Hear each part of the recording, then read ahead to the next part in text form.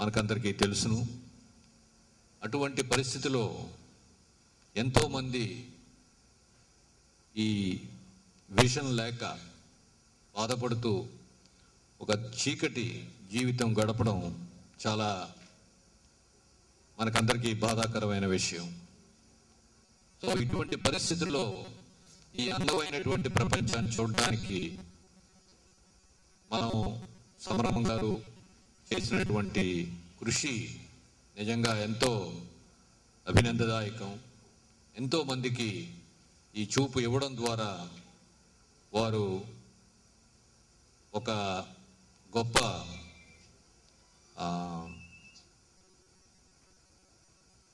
Important ఈవెంట్గా India book of రికార్డ్స్లో record అయిపోయారు.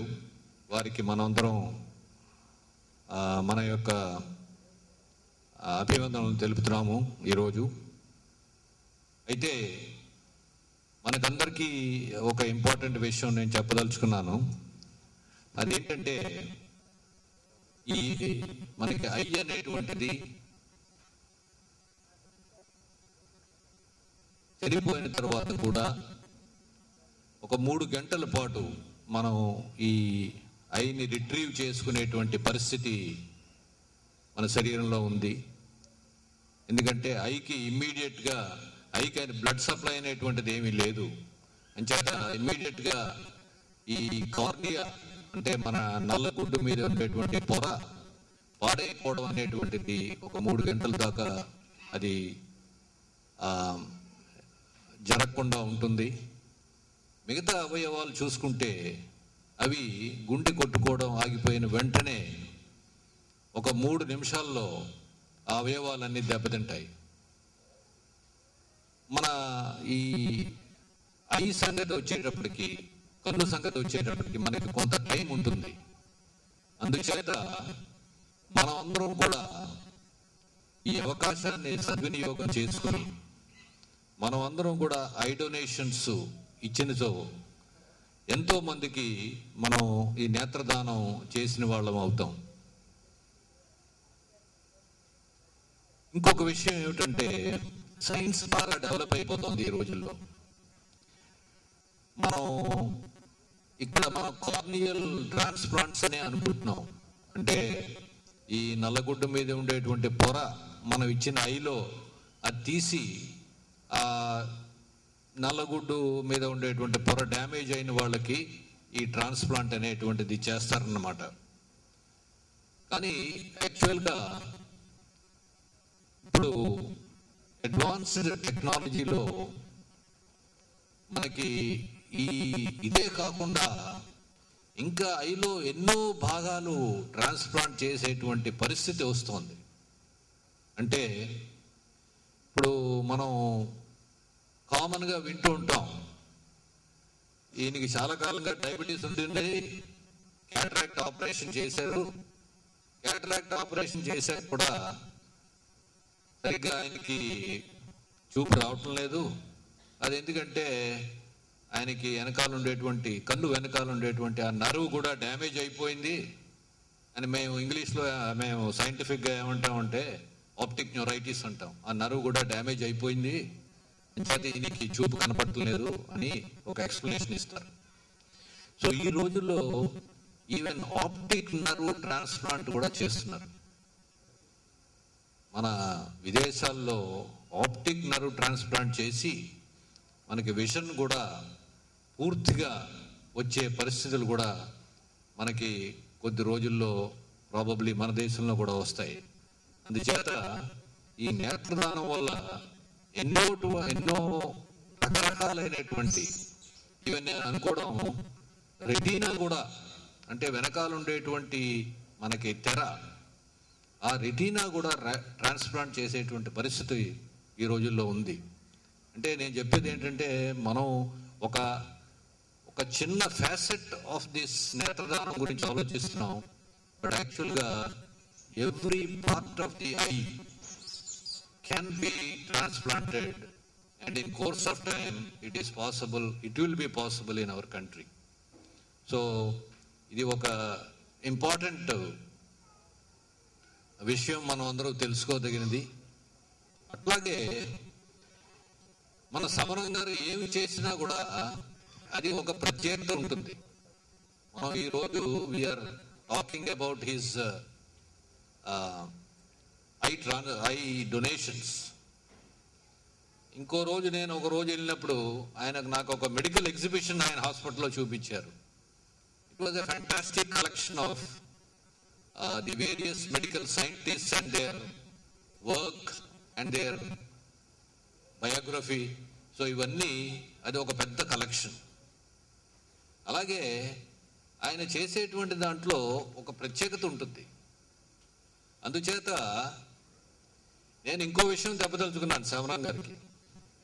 సమరం గారు, మీరు ఇప్పుడు ఈ రోజుల్లో మనకి కావాల్సింది ఏమిటంటే కెడావర్ ట్రాన్స్ప్లాంట్. కెడావర్ ట్రాన్స్ప్లాంట్ అంటే మనం కిడ్నీస్ అవనివ్వండి, ఆర్ హార్ట్ అవనివ్వండి, ఆర్ లివర్ అవనివ్వండి, ప్యాంక్రియాస్ అవనివ్వండి, ఇవన్నీ కూడా మనం ఒక మనిషి నుంచి తీసి ఇంకో మనిషికి, అంటే ఎక్కడైతే ఆ ఆర్గన్స్ డ్యామేజ్ అయ్యాయో ఆ మనిషికి ట్రాన్స్ప్లాంట్ చేయడం వల్ల మనం ఎంతో ఆ మనిషికి ఉపయోగం చేసిన వాళ్ళం అవుతాం. సో మనం ఇప్పుడు చూస్తుంటారు, మన కిడ్నీ ట్రాన్స్ప్లాంట్ చేస్తూ ఉంటాం. అంటే మన రిలేటివ్స్లో ఒకళ్ళు మనకి 2 కిడ్నీలు ఉంటాయి కాబట్టి ఒక కిడ్నీ ఇస్తాం. మా బంధువు ఎవరికి ఆయన కిడ్నీ 2 కిడ్నీలు చెడిపోయి కిడ్నీ ట్రాన్స్ప్లాంట్ చేస్తామని చెప్తూ ఉంటాం.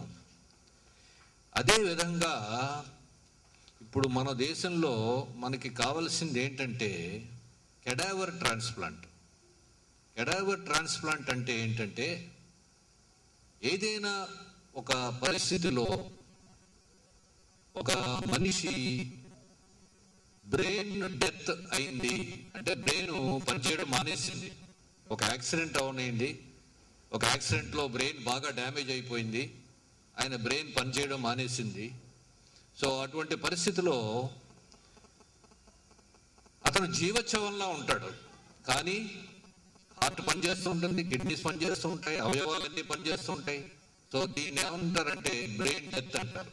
ఈ బ్రెయిన్ డెత్ పేషెంట్స్ దగ్గర నుంచి వారి సమీప బంధువులు, if they give their permission or consent, అటువంటి పేషెంట్స్ నుంచి, అటువంటి పర్సన్స్ దగ్గర నుంచి మనం రిట్రీవ్ చేసుకుని ఈ ఆర్గన్ ఎవరెవరికి కావాలో వాళ్ళకి మనం సమీకరించడం అనేటువంటిది ఇప్పుడు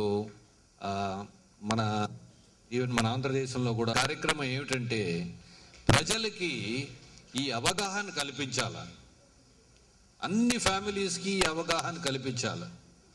ఏ కారణం చేతైనా మనం అనుకోకూడదు, అలా జరగకూడదని. ఏ కారణం చేతైనా ఏదైనా మన మనుషులకి ఇటువంటి బ్రెయిన్ డెత్ సిచ్యువేషన్ వస్తే మనం పర్మిషన్ ఇచ్చి అటువంటి పేషెంట్స్ దగ్గర నుంచి మనం ఆర్గన్స్ రిట్రీవ్ చేసి ఎవరికైతే కావాలో వాళ్ళకి ఈ ఆర్గన్స్ యూటిలైజ్ చేసే మనం ఆ పరిస్థితి మనం ప్రజలందరికీ కూడా విశదీకరించాలి. Now this is only possible by probably organisations like this, eye bank, now where they can educate the people the need for a cadaver transplant and making use of the available organs to the needy patients. మనకి ఆంధ్రప్రదేశ్లో Mohan foundation అని వాళ్ళు ఎంతో work చేస్తున్నారు in educating the people, motivating the people. So doctor Samaramma గారు కూడా ఇటువంటి activity take up చేస్తారని ఆశిస్తూ once again I congratulate the I Bank and also Dr. Samaram Garu in particular for getting this rare award, and which is richly deserving of them. Thank you.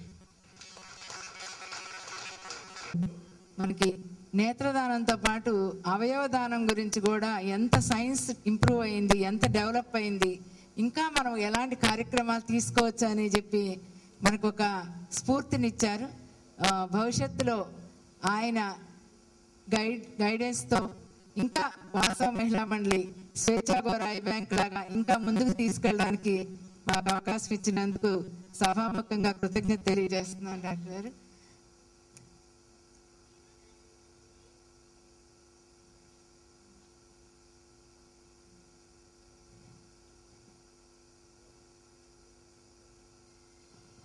ఇవాళ రోజున మనందరం కూడా వెనకాతల టేబుల్ మీద ఇందాక అనుకున్నాం, ఇవాళ ఇక్కడ వచ్చిన వాళ్ళందరూ కూడా మనం వాళ్ళు ప్లెడ్జ్ చేసినంత మాత్రాన మనం చనిపోవాలని ఎవరు అనుకోవట్లేదు.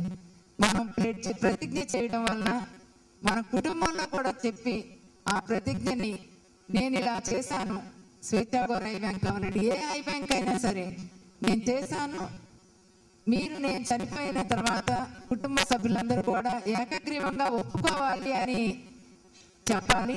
ఎందుకంటే మనం ఇప్పుడు చూస్తున్నాము ఎంతో మంది మాకు మహబూబ్ ఆదం గారిని మాకు ఎంతో ఆప్తులు అనమాట, స్వేచ్ఛా గోరాయి బ్యాంక్కి మన నాస్తిక్ కేంద్రానికి కూడా. ఆయన చనిపోయాక వాళ్ళ అబ్బాయి వాళ్ళ భార్య ఒప్పుకోలు అసలు ఇవ్వడానికి. అందుకని కుటుంబంలోనే ఒక అవగాహన అనేది రావాలి, కుటుంబం మొత్తం అవగాహన తీసుకుంటే కనుక అవుతుంది అనుకున్నాము. ఇప్పుడు మరి ప్రొఫెసర్ ఐవి రావు గారి యొక్క ఇన్స్పైరింగ్ స్పీచ్ తో ఇన్స్పైర్ అయిపోయి India book of records south India chief coordinator Venkatachari గారు వారు నేతదానం చేస్తూ ప్లెడ్జ్ చేసి ఇచ్చారు.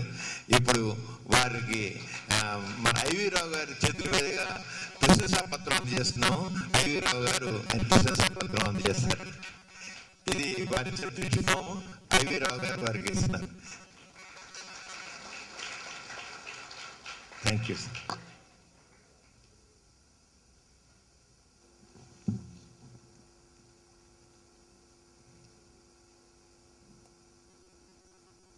డాక్టర్ సమరం గారికి అభినందన కార్యక్రమం మొదలుపెట్టే ముందుగా ప్రాస సామ్రాట్ శ్రీ డిఎంపి సింగ్ గారిని మాట్లాడవలసిందిగా కోరుతున్నాను.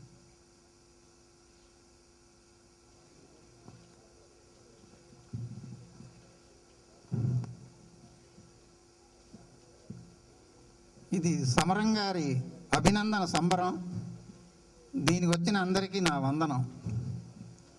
తనకి తాను సేవ చేసుకునేవాడు సామాన్య జీవి, ఇతరులకు సేవ చేయించేవాడు ఇతరులతో మాన్యజీవి, తానే ఇతరులకు సేవ చేసేవాడు ధన్యజీవి.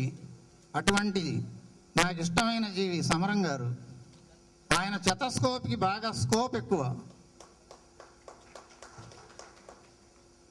ఎందుకంటే దగ్గరికి వచ్చిన వాళ్ళకే చూడలేని ఈ బిజీ గజిబిజి రోజుల్లో పల్లెటూళ్ళకి వెళ్ళి ఇక వికలాంగులు లేరు అనే వరకు తిరిగి తిరిగి తిరిగి వాళ్ళందరినీ నిలబెట్టి వాళ్ళ జీవితాలని సార్థకం చేసినటువంటి ఘనమైన మనిషి. నేను ఒక రోజు బాగా జ్వరంతో వచ్చాను వారి దగ్గరికి 4 నెలల క్రితం. వారి హాస్పిటల్లో ఉన్న పోస్టర్స్, వాళ్ళు చేస్తున్న ట్రీట్మెంట్ అండ్ ఎన్లైటన్మెంట్ అవి చూసి నా జ్వరం గురించి మర్చిపోయి వెంటనే డాక్టర్ వెంకటాచారి గారికి విజయవాడలో ఇండియా బుక్ ఆఫ్ రికార్డ్స్కి అవకాశం కల్పించే మనిషి ఒకరు ఉన్నారు, ఆయన అవకాశం ఇస్తారని చూడండి మీ రికార్డ్స్లో రికార్డ్ చేసుకుంటానికి. దీనివల్ల సమరం గారికి గొప్పతనం కాదు, ఇండియా బుక్ ఆఫ్ రికార్డ్స్కి గొప్పతనం, ఆయన పేరు దాంట్లో ఎంటర్ అవ్వడం అని నేను చెప్తున్నాను ఇవాళ. ఎందుకంటే ఆయన రికార్డు కోసం చేయటం లేదు, ఆయన చేసే వ్యవసాయంలో ఫలసాయం ఆశించడం లేదు, పబ్లిసిటీకి పబ్లిక్కి చాలా దూరంగా ఉంటూ ఆయన అంటే ఓన్లీ సెక్స్ డాక్టర్ అని చెప్పేసి దానికి ఫిక్స్ చేసిన వాళ్ళు కొంతమంది ఉన్నారు. అందుకే ఇందా చెప్పాను, is an apex of sex education, is a fountain of sex education, is a mountain of HIV eradication అని చెప్పాను. నిన్ననే డాక్టర్స్ డే అని చెప్పేసి మా మేడం గారు నాకు ఫోన్ చేశారంటే చెప్పాను అనమాట. డాక్టర్ అంటే ఒక లైఫ్ ఫ్యాక్టర్, ఒక డివైన్ ఫ్యాక్టర్ అని. Real doctors work is giving rebirth, అది కావాలి. ఈ చాలా మంది డాక్టర్స్ పేషెంట్స్ని బెడ్లో పెట్టి చూస్తారు బాగా ఇంట్రెస్ట్ ఉంటే, కానీ ఆయన కళ్ళలో పెట్టుకొని చూస్తారు. రాత్రి 11ంటికి వెళ్ళినా కూడా ఎంతో పేషెన్స్తో ఎండ్యూరెన్స్తో వాళ్ళ నాన్నగారు జై ఇన్సాన్ అన్నారు. ఆ ఇన్సాన్కి పుట్టిన మహాన్ వీరు నాకు తెలిసి. తర్వాత మాట చెప్పారంటే నన్ను ప్రాస సామ్రాట్ చేసింది సార్ గారే. ఆ బిరుదు వారే ఇచ్చారు. కాకపోతే ఆయన వైద్య సామ్రాట్. ఆ వైద్య సామ్రాట్ ద్వారా నేను ప్రాస సామ్రాట్ అవడం, నన్ను ప్రాస సింగ్ అనేవాళ్ళు మొన్నటి వరకు. ఆ సింగ్ గారు ఐ డొనేషన్ మీద కొన్ని స్లోగన్స్ కావాలి అన్నారు. సరే సార్ రాశాను. రాయటం వల్ల నన్ను ఒక్కసారిగా కింగ్ నుంచి సామ్రాట్ చేసేశారు. దాంట్లో నేను కొన్ని రాసి చదివి వినిపిస్తాను మీకు. దానం చేశారంటే మీ కళ్ళు చూపు పొందుతారు మరొకళ్ళు. ప్రతి ఒక్కరం మన కళ్ళను దానం చేయాలి, వాటిని కలకాలం బ్రతికించాలి. కళ్ళను కాల్చి పూడ్చి చేయరాదు నిరర్ధకం, దానం చేసి చేయాలి వాటిని సార్థకం. పుట్టిన ప్రతి మనిషి ఏదో నాటికి పోవాలి, పోయే ముందు ఏదో మంచి పని చేసి పోవాలి. అందుకే కళ్ళను దానం చేసి పోవాలి. ఈ మధ్య మన ఆరోగ్యాల సంగతి మనకు తెలుసు. స్వీట్ తినమంటేనేమో ఒబెసిటీ అంటారు, హార్ట్ తినమంటే ఎసిడిటీ అంటారు. ఏమీ తినకుండా ఎండిపోవడం నాటి. దానికి ఏదో రెమెడీ డాక్టర్ గారే చెప్పాలి. ఇక్కడ మేడం గారు, విద్యా గారు ఇందాక చిల్డ్రన్స్ ఆర్ఫన్ హోమ్ ఏదో పెట్టామండి, దానికి కూడా మీరు పాటలు మాటలు రాసి ఇవ్వాలన్నారు. గతంలోనే రాశాను. పిల్లలు ఎలా ఉంటారో చెప్పాను అనమాట. ఒక 25 years బ్యాక్ రాశాను అన్నమాట. ఎరుగము మేము ఎత్తు పల్లం, అంతటా చూస్తాం సమతలం, పసి మనసు కసి ఉండదు దాంట్లో. చిన్నప్పుడు తప్పు చేస్తే శిశువు అంటారు, పెద్ద చేస్తే పశువు అంటారు. దేహంలో దైవం దాగుండే సమయం పేరే బాల్యం అని చెప్పాను. వాళ్ళు ఏమంటారంటే, చాచా నెహ్రూ ప్రేమికులం, మన జాతి నౌకలో నావికులం, బాపు గారి ప్రేమికులం, మన దేశ ప్రగతిలో దీపాలం, అల్లరి చేసే పిల్లలమైన అల్లూరికి మేమే వారసులం. ఇలా రాసిస్తాను మేడం మీరు. ఎందుకంటే నేటి బాలలే రేపటి గోళ్ళలు కాకుండా నేటి బాలలే రేపటి రాజకీయ నాయకులు అవుతారు. అందుకని వాళ్ళని జాగ్రత్తగా పెంచడం మన ధర్మం. ఇక మిగిలిన ప్రాసలు సన్మాన పత్రం రాశాను, దాంట్లో విందురు కానీ. నమస్కారం.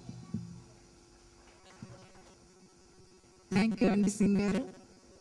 నిజంగానే ఆయనకి టైం ఇస్తే కనుక రోజంతా కూడా ఇట్లా ప్రాసతో మాటలతో మనల్ని చక్కగా ఎన్నో విషయాలు చెప్పేటట్లుగా ఉన్నారు ఆయన. చాలా థ్యాంక్స్ అండి. ఇట్లాగే మీరు నేత్రదాన ఉద్యమం మీద ఇంకా ఇంకా మీ కవిత్వం రాసి ప్రజల్లో చైతన్యం తీసుకురావడానికి ఉపయోగపడాలని చెప్పి కూడా నేను సభాముఖంగా కోరుతున్నాను. ఈరోజు ఈ కార్యక్రమంలో స్వేచ్ఛాగోర ఐ బ్యాంక్ దాని ఎగ్జిక్యూటివ్ డైరెక్టర్ డాక్టర్ సమరం గారిని అభినందిద్దామని అనుకుంటున్నాము. మొట్టమొదటిగా వాసవ్య మహిళా మండలి నుంచి ఆ అభినందన కార్యక్రమం మొదలు పెడుతున్నాము. అది వాసవ మహిళా మండలి ద్వారా ఈ స్వేచ్ఛాగోర ఐ బ్యాంక్ స్థాపించబడింది.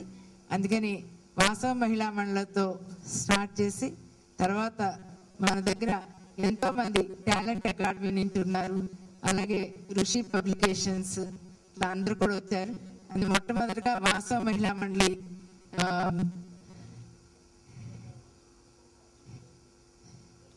దీన్ని అభినందన పత్రం రాసిన హజరత్ గుప్తా గారిని దాని గురించి చదవవలసిందిగా కోరుతున్నారు.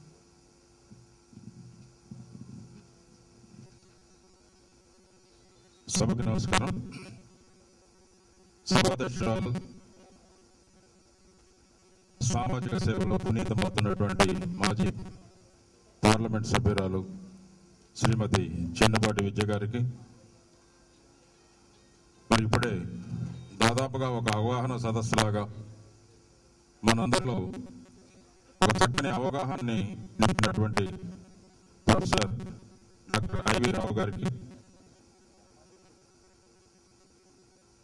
శారీరక అవయవాలను కూడా దానం చేయండి అనేటువంటి ఒక స్లోగన్ తోటి తన పదవీ కాలంలో లయన్స్ జిల్లాలో అందరికీ ప్రేరణ కలిగిస్తూ కేవలం నేత్రదానమే కాకుండా శారీరక దానం చేయండి అంటే ఆయన ప్రేరణకి స్పందించి దాదాపు 70 మంది అప్లికేషన్లు ఇచ్చి 5 మంది ఆల్రెడీ అవయవాల్ని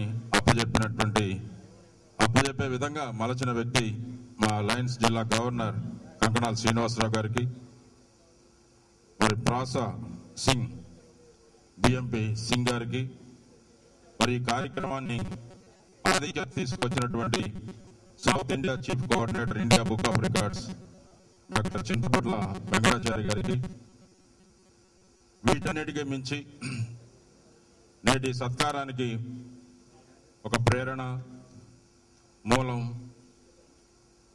ఆద్యంతం ఆనందాన్ని నింపుకొని అందరూ ఆనందంగా ఉండాలని ఆశించేటువంటి ఒక గొప్ప వ్యక్తి డాక్టర్ సమరం గారు. ఒక్కసారి మీరు కరతాళతో అభినందిస్తే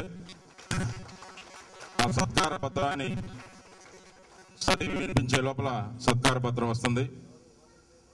సంఘ శ్రేయోభిలాషి, శుభ ఆరోగ్య సంరక్షణాధీశాలి, ససేవ కార్యక్రమ శైలి ఇండియా బుక్ ఆఫ్ రికార్డ్స్ స్థాన ప్రతిష్టాపిత శ్రీయుత డాక్టర్ సమరం గారికి అందించే అభినందనానంద సువర్ణాక్షరమాల. అల్లాడే బ్రతుకులను ఓదార్చాలని, అల్లడిల్లే భారతీయుల కోరట కలగాలని, వల్ల కానిది లేదు మానవుడు అభిలషిస్తే అని భారతీయుల నరనరాల్లో అహింసా సిద్ధాంతాన్ని నింపిన జాతిపిత మహాత్మా గాంధీజీకి ప్రియ సన్నిహితులు, సంఘ సంస్కర్తలు, స్వాతంత్ర సమరయోధులు, నాస్తికోద్యమ నాయకులు శ్రీమతి సరస్వతి గోరాల గారాల తనయుడు 1939 సంవత్సరం జూలై 30వ తేదీన చిరునవ్వులు చిందిస్తూ జనించ అతడు ప్రజా సమస్యలపై సమరంబు సలుపగలిగి ఉత్తమ భావ ప్రేరకుడిగా నిలవాలని అభిలషించి ఆశీర్వదించి సమరం అని నామకరణం చేయ అతడు అంచెలంచెల అభివృద్ధితో, సాంఘిక సంస్కరణలతో తల్లిదండ్రుల ఆశయాన్ని వాని కీర్తి అచంచలమై జాతీయ అంతర్జాతీయంగా యథేచ్ఛకేతనమై అలరారుచున్న అందాల నగుమోముల వైద్యుడు ఈ డాక్టర్ సమరం. ఉన్నత విద్యాధికుడు అనంగా సాంద్రత కలిగిన ఆంధ్ర విశ్వవిద్యాలయం ద్వారా ఎంబీబీఎస్ పట్టాన్ని చేపట్టి 11 ప్రత్యేక విభాగాల్లో పరిణితికై పోస్ట్ గ్రాడ్యుయేషన్ సర్టిఫికేట్లు పొందిన ఓ శ్లాఘనీయ విద్యావేత్త. సమాజ శ్రేయస్సుకు ఉపయుక్తమయ్యేదే యథార్థ విజయాన్ని నమ్మిన శ్రేయో విరాజితుడు. వాసవ్య నరసింహం పేరుతో వైద్య సేవలు అందిస్తున్న ఓ మంచి మనస్వి. హిందీ భాషలో సైతం ప్రావీణ్యం సంపాదించ రాష్ట్ర భాషా ప్రవీణలో ప్రచారకగా ప్రముఖుడాయి. జాతీయ అంతర్జాతీయ సభ్యత్వాలు, Indian psychiatric society, sex education parenthood international council సభ్యునిగా, లైంగిక పరంగా వ్యాప్తి చెందే వ్యాధులు మరియు ఎయిడ్స్ జాతీయ సంస్థలో అనుబంధ సభ్యునిగా, హెచ్ఐవి మరియు ఎయిడ్స్ మాస్టర్ ట్రైనర్ గా, సెక్స్ థెరపిస్ట్ గా జాతీయ స్థాయి గుర్తింపులే కాక అంతర్జాతీయ మెడికల్ సైన్సెస్ వారి గౌరవ సభ్యత్వం, రోటరీ ఇంటర్నేషనల్ వారి పాల్ హారిస్ ఫెలోగా గౌరవం పొందడం వారి జీవితంలో కొన్ని మరపురాని విశేషాలు. ఒకసారి గట్టిగా చెప్పట్లు.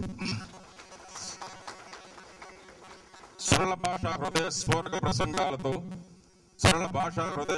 ప్రసంగాలతో శ్రోతలను మైపేర్పింపజేసే ఈ సహృద స్వయకాల వైద్యుడు, సామాజిక చైతన్య దీప్తిమంతుడైన డాక్టర్ సమరం గారు తన సాహిత్యాభిలాషత రచనల ద్వారా సైతం ప్రజల్లో చైతన్యాన్ని, అవగాహనని నింపవచ్చని నమ్మి పత్రికల ద్వారా అందించిన సమాచారంతో పాటు సెక్స్, సైన్స్, మనస్సు లాంటి ఎన్నో అంశాలను స్పృశిస్తూ నవలలెన్నో రచించిన చైతన్య సాహితీమూర్తి. ప్రజా హృదయాలకు చేరువుగా ఈనాడు, వార్త లాంటి ప్రముఖ పత్రికల శీర్షికల ద్వారానే కాక సెమినార్లు, రేడియో, దూరదర్శన్, ఇతర టీవీ ఛానళ్ల ద్వారా సైతం అవగాహన కార్యక్రమాలను, ఎయిడ్స్